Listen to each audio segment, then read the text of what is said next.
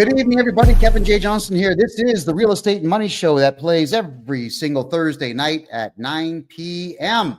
Eastern Time. And tonight we're going to talk about your credit score and how to protect your credit score, how to not harm yourself. I think is more importantly what the credit score thing is all about for tonight's show. I mean, I really want to make sure that we're delving deeply into what is both right and wrong with the FICO score system that we have in Canada and the United States. I'm sure many of you have gone out to apply for loans at some point in the past, and you've probably been denied at some point in the past. I think all of us have at some point. And with being denied a loan or just an opportunity even to rent, it's soul crushing. It's heartbreaking. And typically you have no idea why you've been crushed, why you can't get that loan, why you cannot rent that place, why you can't get the car lease that you want, why you can't get a simple $500 credit card. These are things that are very important to understand.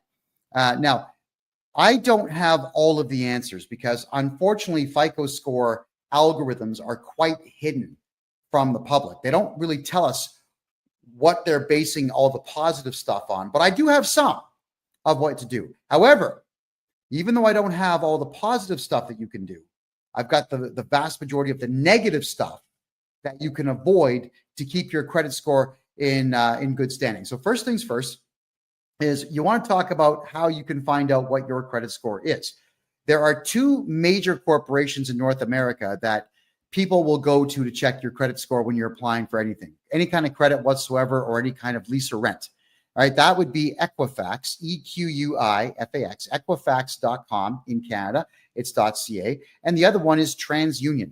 Now, as far as I am concerned, these are criminal entities. What they do is they give you a credit score, but you never ask them to. Isn't that strange?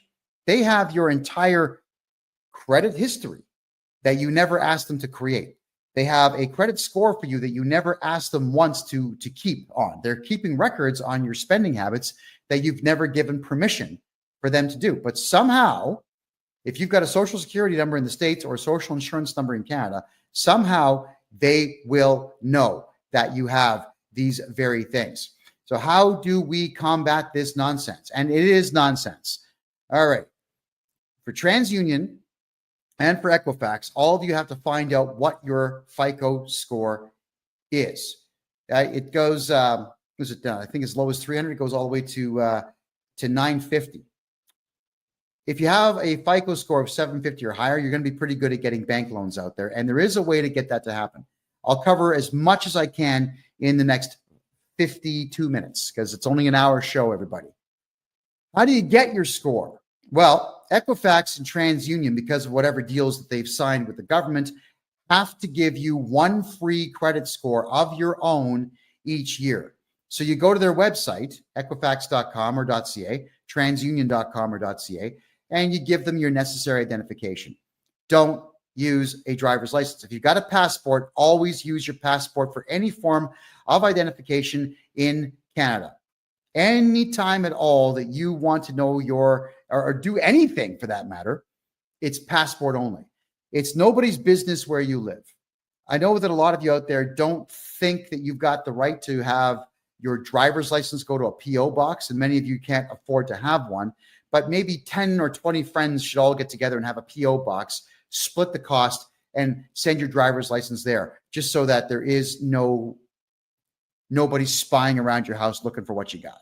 All right. And the reason I say that is as a podcaster, unfortunately, when I was podcasting in Calgary in 2021, everybody in the city knew where I lived. They all knew that there was going to be a podcast taking place there. So we always had to double lock and triple lock our doors. So we had the front door was locked. We put a steel cage over the window of the room that we used, and we installed an extra door in the hallway and put a lock on that just to buy time if anybody chose to break in.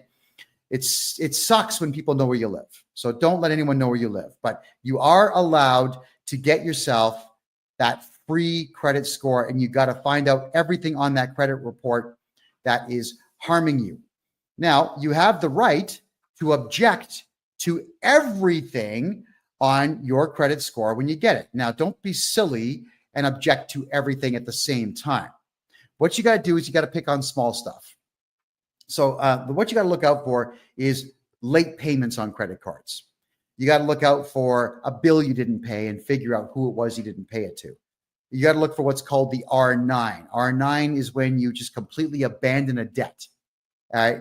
How do these things get there? Well, people that you didn't pay will put it there. Sometimes people you don't like will put it there to damage your credit score, damage your reputation. So you want to begin writing simple letters, send them registered mail to Equifax saying that you have no idea what that is. It seems like it's either erroneous or it's fraudulent. Please remove it. And they are obligated at that point to prove that there was a debt. You don't have to prove there is no debt. They have to prove that there is one. If there's going to be an R9 or any particular type of complaint on Equifax or TransUnion, you've got to demand in your letter, what is it? Who's the contract with? Where did it come from? Why is it there? And they've got to prove all that. If they can't prove it, you have to demand you deal with this in 30 days or you must remove it, and they will remove it. R9s are a bit more difficult if it's a credit card company, because obviously the credit card company will be able to prove it, but we can still argue it. You want to make sure that each time you get something off your credit score, that you send another letter in complaining about the next thing. Get your credit score to be patched up as quickly as is possible. Now, what is it based on? Well, here's a graphic, everybody. I got to put this white piece of paper here so you can see all the numbers. All right. 30% of your credit score is based on the amounts that are owed. 10% is on new credit that you acquire. 15% is the length of your credit history. I'll move the microphone here. 10% would be credit mix. It's not really defined all that well. And 35% will be your payment history. Okay, where do we begin with this? Let's say you just are starting off in life and you want to build some credit. How do you do it? Well, you would apply for a simple credit card, get yourself the minimal amount, which is a $500 credit card. They usually will just give those out to everybody. They really will. Go to a bank machine, take a cash withdrawal, hide the money somewhere. A week later, pay it off. Do it again, pay it off. Do it again, pay it off. Just keep doing this. So while you're taking cash withdrawals on your credit card, now don't make purchases because you got to pay for the purchase. You're taking out cash and you're going to put it back on. Yes, you're going to pay a transaction fee, depending on the machine, $1, $5. It's going to be something like that, but you're building credit. You're building a history of paying your bills to a major creditor. Then you'll go to a bank, you'll open up a bank account, and you'll ask for a very small bank loan. Let's say $1,000. Why? Oh, it's for school and I got to buy a laptop. Oh, okay, that's fine. They'll get it to you. Don't spend it. Put the money in a hidden, hide the money somewhere that no one's going to find it. Make 3 payments and then go pay it off. Now you got to ask for $2,000. Repeat the process. Make 3 payments and then pay it off. Don't spend the money, because then you have to go out and earn that money. And now what you're doing for your credit score is you're building credit score points up. And it works. Eventually you'll get a $5,000 loan, then 10, then 20. You're going to keep doing this until you actually need to borrow on something in the future that will improve your life. Like, let's say a car, a truck. Don't buy those. They depreciate. Better yet, a house. Or you could lie and say you need a loan to buy a house, but then just go ahead and buy a ton of Bitcoin. And when the Bitcoin appreciates, pay off the loan. All right. You always want to make sure that if you're building credit, that you're constantly paying these loans and these credit card debts off. And it's all about borrowing money, not spending it, and then paying it off within a timely fashion, we'll call it, within a good period of time. But what they don't tell you is, let's go back to this chart here, is that new credit is only 10%. All right. So it's only 10%, but 35% is your payment history.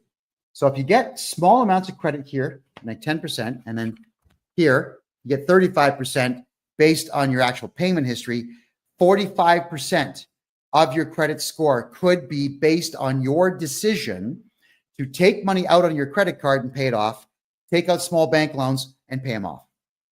Amazing, isn't it? 45% of your FICO score is based on you gaming the system. Hey, I wish they told us that. They should teach us this in school, but they don't, because they want you in debt. I want everybody watching this show to make money, get bank loans, and be out of debt. That's what I want. So I'm telling you that you got to pay attention to the fact that 45% of your FICO score is going to be based on you borrowing money and paying it off. You do it forever, for your entire life, starting from the day you become an adult till the day you die.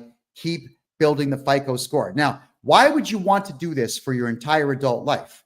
Well, you didn't hear this from me, but let's say by the time you're 60 years of age, you've had enough of society, you've had enough of human beings, you've had enough of working, you've had enough of everything. Let's say you've got a really good FICO score, like an 820. You could walk into a bank at that point and say, hey, I got an 820, you know, I've got no R9s, I'm really good with my credit. You could take a bank loan for, let's say, 300, 350, and then go to, I don't know, Vietnam, Thailand, and live like a king. Don't bother paying it back. So what you're doing here is you're building your credit up to the point where you can just borrow a huge amount of money and retire. There you go. I'm not saying you should do that, and I'm not saying you should aspire to rip people off, but I'm saying you've got the option to do it should you decide that's the way that you want to get yourself into retirement. Why would you want to do that? Well, because Canada Pension Plan is going to be empty by 2032, so it's not like you're going to get a pension, and it's not like Social Security is going to be doing any better. I think, personally speaking, that the Social Security in the United States is going to be empty by 2040. I don't see a way to keep it afloat. It's a big Ponzi scheme, and it's running out of money. And now that all the illegals are going to be collecting it, good luck, America. So you're paying all these taxes into this system, and you're not going to benefit from it. So why not have the adult plan to have that money ready to be able to be borrowed by the time you hit that age, so you can disappear with that money? I mean, look, when a bank gives you a loan, it's not like they're taking money from the system and giving it to you. They are creating it right there on the spot. It's called fractional reserve banking. So when you get a bank loan from the bank, they put a lien on your property, but they just create the money. It just gets created from nothing. So let them create $350,000 for you when you're retiring, and then go somewhere else and spend it. Enjoy life. Live it up. You've earned it. Right? So if you've been paying into the tax system, which I don't recommend you do, I recommend you hire me to be your tax guy and not pay tax. But if you've been paying tax or paying into the system all these years, benefit from it. Benefit from it. Start planning for your retirement now by keeping your FICO score as high as you possibly can. So getting back to the FICO score, this one here, let's address the 15% of the length of your credit history. All right. Your FICO score, if you keep your FICO score in good standing through your entire adult life, if you start doing it when you're 18, by the time you get to 60, 15% of your FICO score is going to be based on the fact that you had good credit for 42 years. So keep your credit good in that time as best as you possibly can. But this is the one here that I want to warn everybody about. 30% of your FICO score is based on the amounts of money that you owe. Now, this is where I can really help you out. You got to remember that the way that the credit companies do this is that they've got hundreds of things that go against you and just a few dozen things that help you. Equifax seemingly is in the business of destroying you. Equifax seemingly is in the business of keeping you down, of not allowing you access to the capital that you need to become wealthy. That's what it seems like they're doing, which again, in my opinion, makes them criminals. But it's not like I can walk in there and just shut the company down, but I can tell you how to combat them. Knowing that 35% of your FICO score is going to be based on bad debt that you carry, here is the way to protect yourself. Let's start with basic rudimentary stuff. If you get a cell phone plan, doesn't matter with who. In the States, you got all of them. AT&T, you got Verizon, you've got Virgin, you got them all. In Canada, there's not as many. You've got Fido, Bell, Rogers. I think Cogeco just got bought by Rogers. There aren't many. It doesn't matter if you pay your cell phone bill on time for your entire adult life.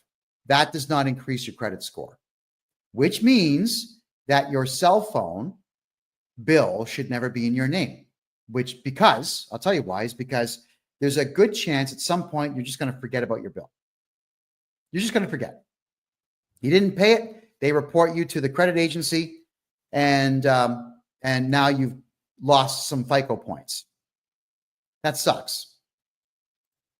How do you come back? Oh, let's have with this one. Let's just say they don't tell you about your roaming fee.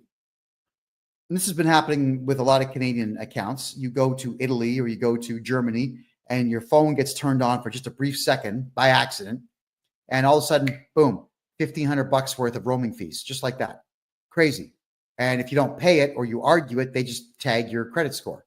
So you can never put your cell phone in your real name, ever. You can't really do that with Bell and Rogers and the big boys because they want to see identification. But you can do it through a corporation. That is correct. You take your corporate documents in. You say, "Hi, my name is, here are the corporate documents. We want to get a corporate cell phone plan." Then they'll say, "Well, we want to secure it against you personally." I'm saying, you tell them, no, it's for the corporation. If you guys shut down this phone, we can't do business. I'm not going to secure it personally. And if you argue enough and just decide, okay, you know what, leave, then go to another cell phone dealer. They're all over the place. How many times have you seen foreigners that own cell phone shops? They'll find a plan. Somebody will do the deal. Just keep doing it until you find someone to do the deal. Make sure your cell phone plan is never in your name, ever. Okay? You get that? Doesn't matter if you're paying on time. It doesn't help your FICO score. But if you miss one bill, it hurts your FICO score. So your cell phone has got to be in that name or a company name, which you could also do. Let's say you're renting a place and you've got to pay utilities. If you've opened a corporation specifically to keep your name off of bills, then what you would do is get the internet bill and the gas bill and the electric bill and the water bill all put into, yes, you guessed it, a corporation. All of it. Even if the corporation's not making money, who cares? If you skip on a bill, it doesn't matter. They're going to bill the corporation. Just as long as your name is not listed as the director of the corporation, everything's going to be fine. Now, I do corporate courses on this. And if you want to get involved, come January 1st of next year, we're going to have a subscription-based website where for $25 a month, I'll be doing 1 or 2 shows a month that are private to members only to learn this stuff. But this is the general synopsis of how to protect your FICO score. The other thing is, if you don't want to go through the expense of registering a corporation, even if you buy a house, you can jump on the phone with all the utility companies, say, "Hi, I'm John Smith, Arnold Schwarzenegger, Richard Pryor. I'm somebody. We need the gas bill hooked up." In most provinces in Canada and about half of the states in the United States, they don't ask for identification or even clarification. They say, "Yeah, no problem. We'll send someone out. We'll get you all hooked up." Ta-da. So now the bill is in someone else's name. Why? Because if you pay your gas bill on time for 45 years, it doesn't positively benefit your FICO score. If you pay the water bill, it doesn't benefit your FICO score. If you pay your internet bill on time, it doesn't benefit your FICO score. Nothing benefits your FICO score when it comes to household utilities, but it can hurt you. So let's really go down the rabbit hole here. And I'm sure all of you have maybe heard of Text Now. It allows you to have a separate phone number on your cell phone plan. All right. So you get a Text Now phone number, and that's the one that you would use for all of the bills on your house, especially if you're renting. If you're buying, it's great. I mean, do the same thing. Have the bills in a fictitious character's name and have them phone your alternate cell phone number looking for payment on the bills, because you're going to miss a bill. That's just how life works, guys. You get sick, you get in a car accident, you're going to not pay some bills. You don't want your FICO score dropping because you are incapacitated. Maybe you live with some friends and they skip out and they don't pay the bill. You got to catch up because your friends are jerks. Yeah, maybe you got a boyfriend, girlfriend, whatever it is. You guys break up. Someone doesn't pay the bill. If it's not in your name, it doesn't matter. Also, what you can do is, let's say, for argument's sake, if your gas bill, your electric bill, your whatever bills you got for your house are not in your name and you're behind on things, you can call them up and say, yeah, hey, it's John Smith. I need you to disconnect the gas and the water and everything else. I'm moving out of this house that I'm renting. No problem. They'll cut everything off. Tell them to send the final bill to your email address or text it to your phone. They will. And then you get rid of that particular text now phone number. And 2 days later, you get yourself another text now phone number or another one of the like Hush phone number. Any of these phone numbers that are voice over IPs, call them up saying, different voice. Hey, what's up? I'm Ricky Savage Michelson, and I got to get some bills. I just moved into this rental house. And the process starts all over. So you can actually get away with not paying between 3 and 4 months worth of bills, and you get a new name attached to the same residence that you are living in, and it doesn't hurt your FICO score. Right? It doesn't hurt your FICO score. If you're not going to pay bills, it doesn't hurt your FICO score. Now, I'm not encouraging all of you to not pay bills if you don't have to. I'm telling you that I understand with our rotten economy in North America right now and the severe lack of money in the money supply right now, that these are the options that you have to give yourself. So FICO score, protect it by making sure the house bills are not within it. If at all, if you can avoid anything, if you can avoid using your real name on anything, you have to avoid using your real name wherever you possibly can. The driver's license is usually where you all get screwed. When you use a driver's license as identification and it's got your home address on it, whoever wants to harm your FICO score can do it. If you absolutely have to show identification that's got your name and face on it, passport every single time. If you have an expired passport, keep it, because you can use that. If they say, we want to see 2 pieces of ID, 2 passports, and they might say, well, one of them is expired. So there is no law that says you can't show expired identification.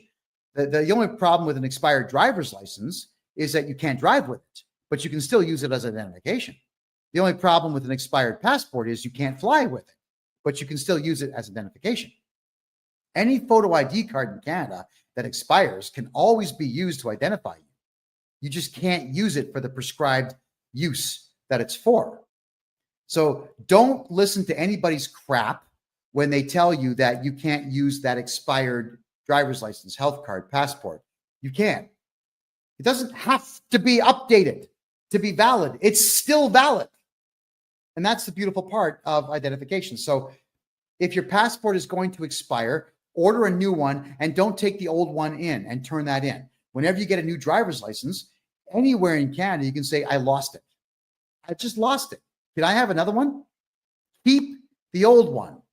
If you're able to, have all your identification go to a post office box. Or, if they don't like to use P.O. box in the address, fine. Then go to mailboxes, etc. UPS store. Go to any of the retail mailbox places and get yourself a mailbox and use that. Because if you go to the UPS store, for example, then what they do is they actually have an address. 7400 Main Street, suite number 404. That would be your box number, but it won't say box number. It'll say suite number, which is exactly what you want to do. I can't stress enough that this is no longer the 1970s. In the 1970s and the 1980s, people would ring your doorbell to say, hey, I'm happy to see you. Like, thank you for your friendship. And that was it. There was never anything nefarious that people had in mind when they would ring your doorbell. Back in the days, people would ring your doorbell. You just open the door. Hi. Like, it was a surprise. You're excited. Someone's here. And then eventually towards the end of the 1980s and the beginning of the 1990s, every third person ringing the doorbell was some solicitor trying to sell you something. So you had to get really good at yelling at people saying, get out of here. And it's annoying to have someone, unfortunately, they are legally allowed to do so. The law says they can ring your doorbell, but they have to leave when you tell them to. I don't want to get out of my chair or stop what I'm doing to answer the door for someone I don't know. I really don't, but it is what it is. And now, 9 times out of 10, when someone knocks on the door, it's someone looking for money, or it's the cops asking you why you said that thing that time on social media, or the cops are saying, well, someone complained about your car and we're here to investigate, and so on. Yeah, it's someone looking to gain money or leverage from you or on you these days. So unfortunately, with the way the world is these days, you want to make sure that nobody has access to your front door anymore. This is not to do with your FICO score. This is just you personally protecting yourselves. If you have the means to build a cage in front of your front door these days where someone has to enter the cage to get at your front door, I strongly recommend that. It's sad that our society's crumbled that way, but it has. So you cannot let people have leverage on you. And that's the same thing with phone calls that come in. I can't stand the fact that if you have a landline in Canada, you get absolutely bombarded by people from outside the country trying to sell you something and asking questions. And unfortunately, Canadians and Americans, they're high trust societies, so people answer questions. Like, don't answer questions to people that phone you. They're fishing for information to steal your identity. Start hanging up the phone. It's regrettable, but we have to unfortunately go to cell phone plans and not have landlines, specifically to not get phone calls from solicitors. And when you do buy something online, or you give information online and someone else starts tagging your credit card to buy stuff, it can harm your FICO score. Got to be very careful who you give your information to. So please do not give your home address to anyone. Do not use your driver's license as identification for anything. If you're in a rental house, use fake names to get utility bills done.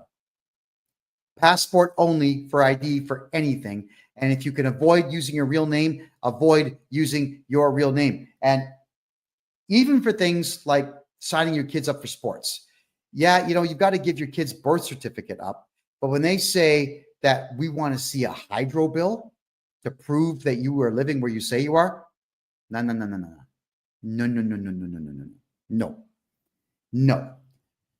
I want all of you to change how you think. Everybody out there, you have to assume everyone out there is a scumbag and everyone out there is going to try to steal from you. And like, I went through this nonsense in the province of Ontario with the Ontario Lacrosse Association, run by 2 very animalistic savages who were harming children. And I exposed them in the book I wrote, Lacrosse is Dead,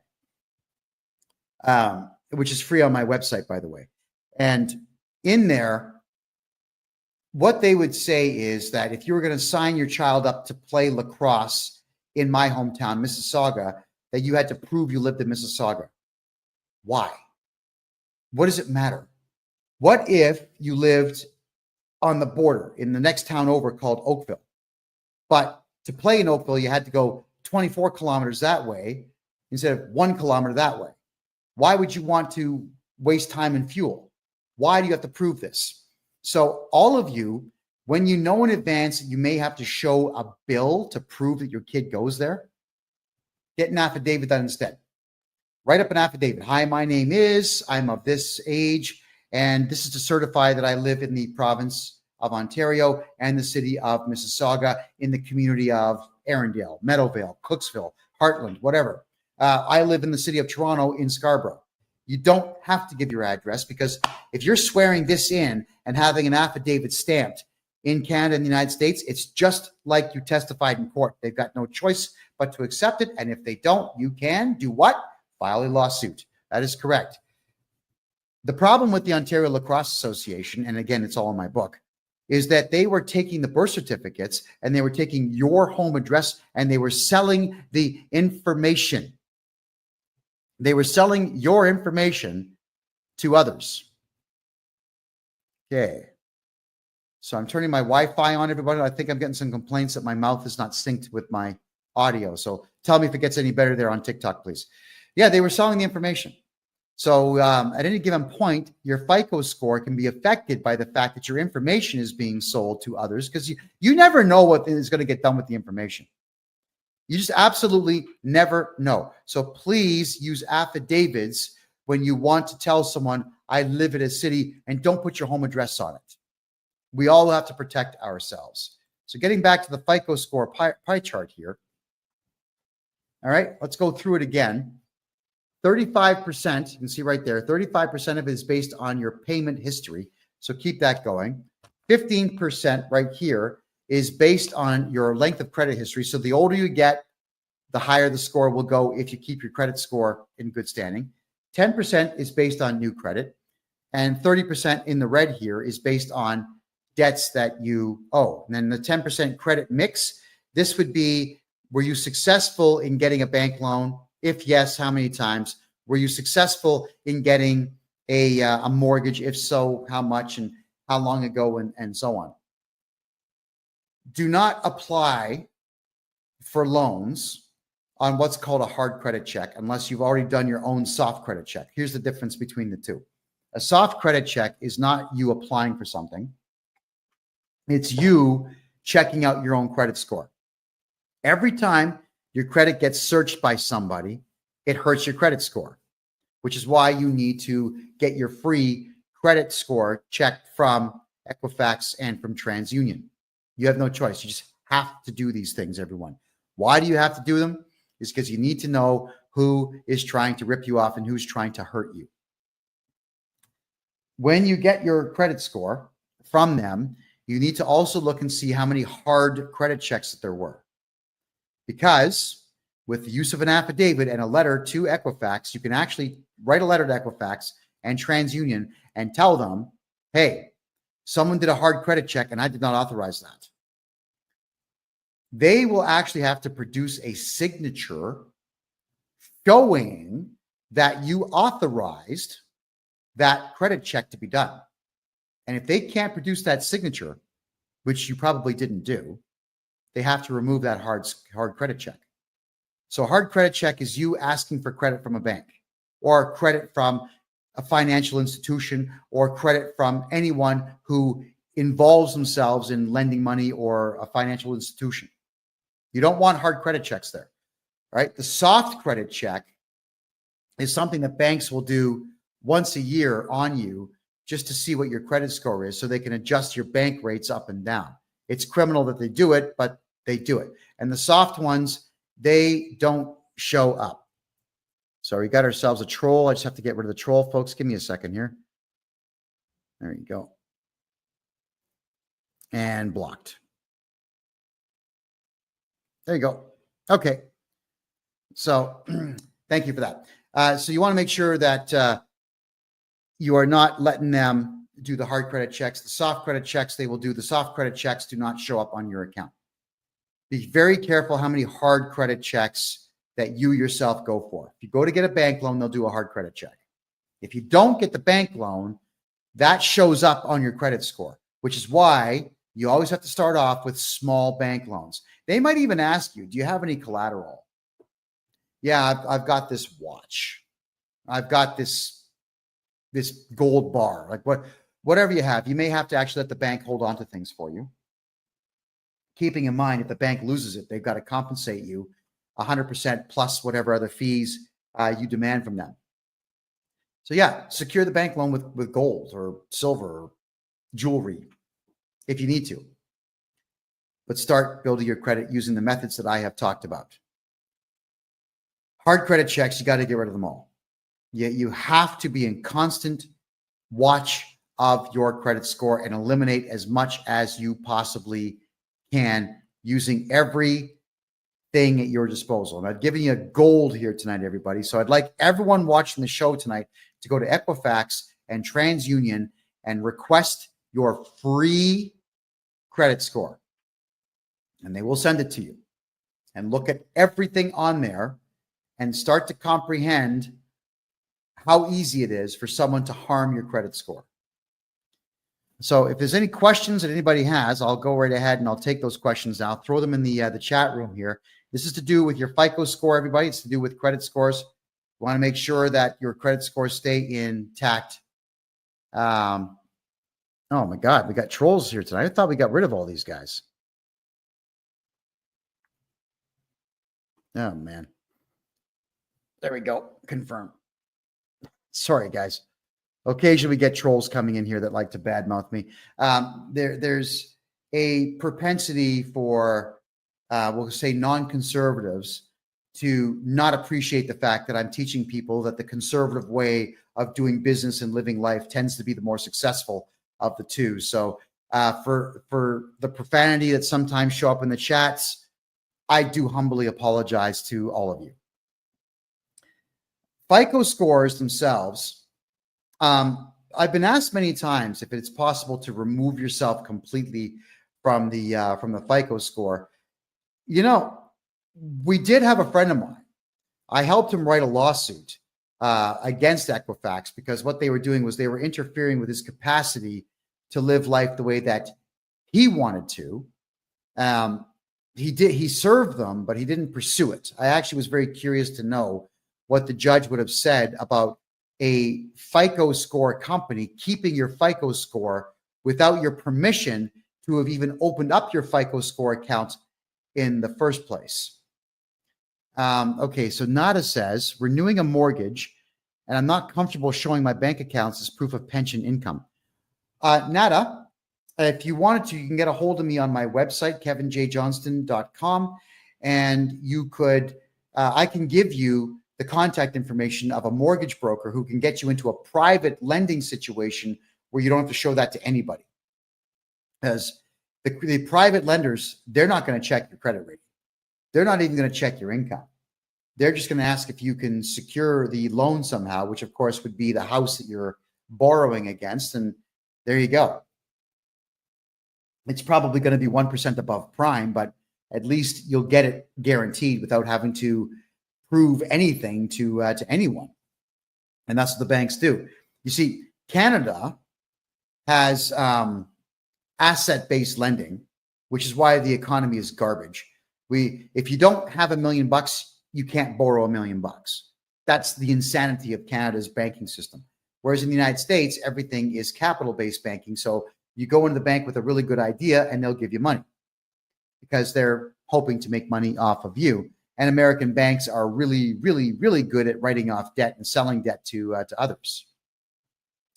All right. So that is why it's so difficult to get things done in Canada.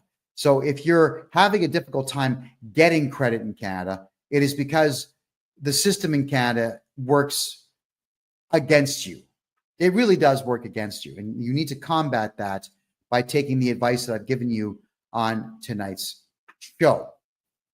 The other thing, and this is another one, they don't talk about this, but the Canada Revenue Agency will report your lack of cooperation with them to the credit companies, Equifax and TransUnion, which is why you got to come to me to get your taxes fixed. I know that you don't want to pay taxes. I get it. And technically, it's actually illegal to collect taxes, technically, but you're not going to win that argument. If you're going to pull the free man on the land stuff, the sovereign citizen stuff, you're going to lose. So what we got to do is make sure your taxes are done properly. I can get you back a fortune. Look, if I was to redo your taxes and get you back everything you paid over the last 10 years, that's not going to affect your FICO score negatively. But if you don't do your taxes for 10 straight years and you ignore them for 10 straight years, you better believe that will affect your FICO score. When we do all your taxes at one time and we find out that you don't owe money, it's going to increase the FICO score a little bit, but not much. It's not like the CRA is going to report to the credit agencies saying, oh, yeah, now he did his taxes, remove that, please. That's not what they do. That's why you have to be in constant contact with Equifax and TransUnion to be able to reverse the damage that's being done on your credit score. So to be able to remove yourself from the whole credit score thing is not something that I have pursued yet, but I'm sure at some point we're going to be able to figure that out. I'm sure there's case law somewhere in the world where that has been done. And if anybody out there knows the case law, send it to me and I'll read it and I'll interpret it and then I'll get another interpretation on it and then we will talk about it on this show. So everyone, FICO scores, very important. And for the next 15 minutes, what I will do is I'm going to recap what I've talked about in the last 45 minutes. So for those who are joining us late here, you'll get a chance to hear what I have to say on this. And with your FICO score, it is based on the following factors. So let me just bring the let's see here, and bring the chart back up for you. So right off the hop, 35% of it is going to be payment history. Your payment history is 35% of your FICO score, which is why you want to make sure that when you're borrowing money, you're not buying stuff. You're borrowing money for the sole purposes of building up your credit, because 10% is based on new credit that you get. So 45% of your credit score, everybody, is based on you acquiring some credit and keeping it in good standing, which is absolutely what all of you should be doing. Get what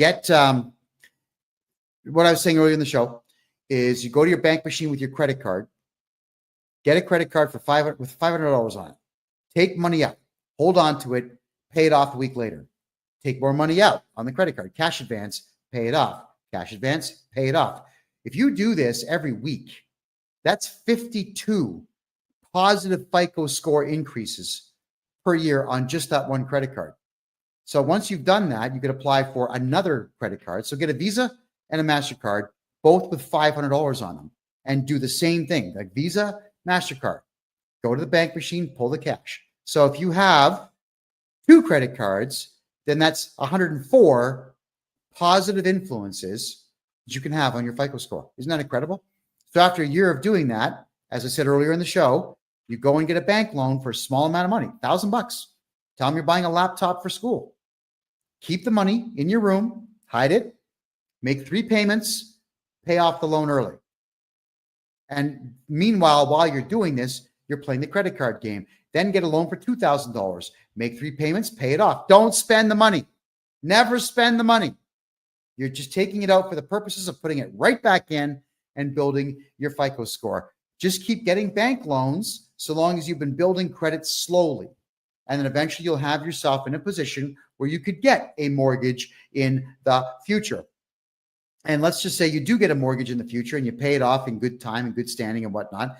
And you keep your FICO score over 800 points. By the time you get to your 60s or 70s, you can get yourself a very big unsecured loan and just keep the money. And that's your retirement plan. So your retirement plan should not be Canada pension plan. It should not be Social Security in the States. It's going to be empty by the time anybody my age gets to retirement age to collect on it. You're never going to collect on it. Build a good FICO score. Take the money, take a loan out when you get older, pocket the dough. Pocket the dough. It's yours. That's why I'm encouraging all of you to build credit and keep it in good standing. When you rent a house or you buy a house, none of the utility bills in that house should ever be in your name. Just in case you forget to pay a bill, you get sick and you can't pay a bill, you lose your wallet, you can't pay a bill, you get robbed, you can't pay a bill. If it's not in your name, it doesn't matter how late you are. It's never going to affect your credit score negatively. And that's exactly how you should want it, where it never affects your score negatively, period. Cell phones should never be in your name because at some point, I promise you, you will miss a bill or you're going to go over on your data or someone's going to ghost your phone and they're going to use your data. You got a big bill and you can't pay it, never in your name. And if that means that you need to get prepaid phones, then so be it. Not a problem. And for those who want to buy a property here in Panama, everybody, get a hold of me on my website, kevinjjohnston.com. Now, how do you not use your name when you're getting bills? In Canada, it's real easy. When you phone up saying, hey, from an alternate phone number, like a hush phone number or a text now phone number. Hey, what's up? My name is Billy Joe Jim Bob Barker. and I would like to have gas in this house. I'd like to have water in this house. I'd like to have internet in this house. So my name is Billy Joe Jim Bob Barker, and the address is 123 Jason Street. Come and install it, and they will, because the utility companies, they're all greedy. They'll just come and install it. Never in your name. Never in your name. Because, and I don't like to encourage this, but I'm just saying, in case you have to book it fast, you got to move out fast, just get out, and you don't have to pay those bills. Hotmail's free, Gmail's free. Whenever they ask for an email address, give them an email address. It's like not fake. It's valid, but that's the one that you're going to use for those particular sets of bills. And that way your FICO score never gets hurt because you have missed bills or you skipped out on bills. It's a rough world out there. It's a very rough world out there. And quite frankly, with the nasty and useless service I've gotten in the past from Enbridge, Gas in Canada, from EnerSource, from all these companies, from Bell Canada for phones and whatnot, I don't care about them. These are multi-billion-dollar corporations that are multi-billion dollars corporations, not because they're good at what they do, but because they were established more than 100 years ago. So they've had 100 years to amass wealth. That's what it is. And do I care that the founders of the company may not like the fact that I'm not paying the bill? They've been dead for maybe 50 years. Who gives a crap? I don't care about massive conglomerate companies. My job is I help the little guy. I've been doing that for a very long time. And I help people retain their tax dollars, get their tax dollars back, not pay taxes and not pay bills that are going to interfere with their FICO score and their credit score in the future. And Shooker, if you haven't done your taxes in 10 years, it's okay. Get a hold of me. I'll get them all done for you at one time, and you're not going to pay a penny to the CRA. That's a promise. Get a hold of me, and we'll get them done. My name, KevinJJohnston.com. Let's wipe out your tax bill. And in fact, I prefer it when someone hasn't done their taxes for 10 years because I can get that tax return done in about 3 days. You're going to owe no money. It's going into the CRA, and that'll be the end of it. All right. So that's how it all works. Awesome. Okay. Next here, I'm just having a quick look at the questions now.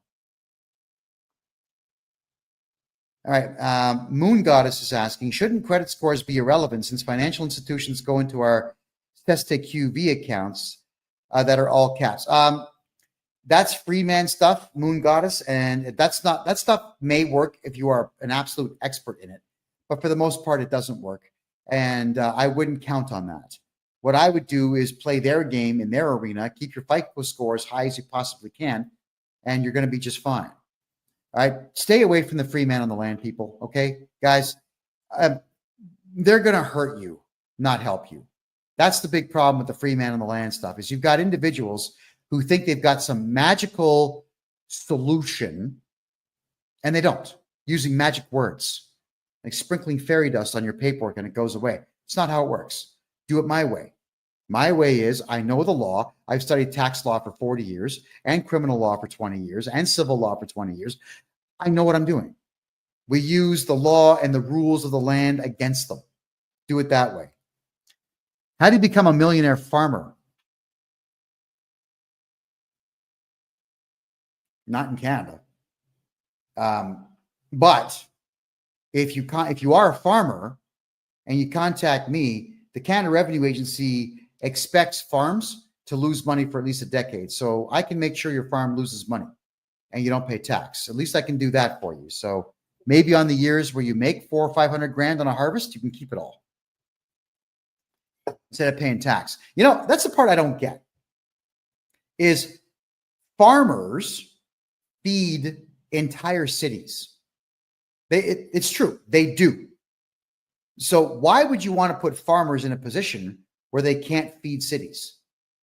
I can't stand the idea of farmers being taxed. I actually think out of the one profession in the entire country that should be completely tax exempt, it would be farmers who sell to Canadian distributors to make sure that Canadians eat.